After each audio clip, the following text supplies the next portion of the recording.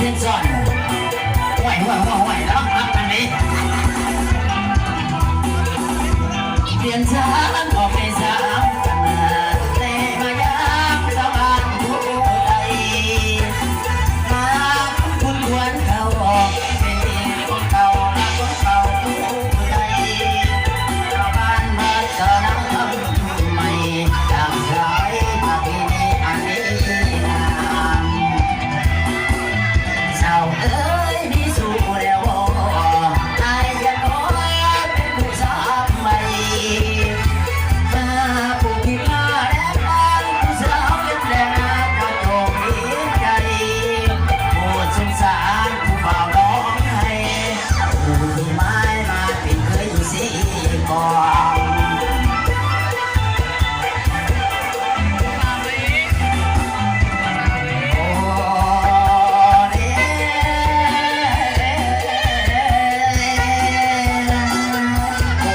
สาวสีกองเอ้ยโอ้ยสาวผู้ไทยเ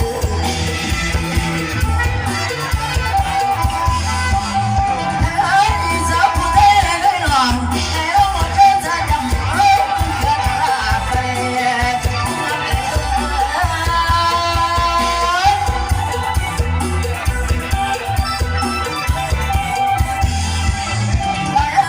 ปากคนนี้รอดแล้ว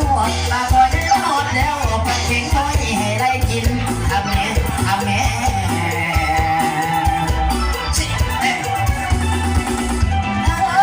สาวผู้ไทยเลยน้องให้เราหมดเป็นชาเลี้ยงเอาไปช่วยตาหา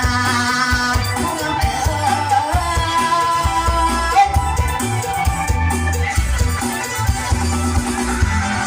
อ๋ยปากตาหาหมดแล้วออกปากตาหาหมดแล้วออกยังอายแอบกินยังมั่งอายแอบกินได้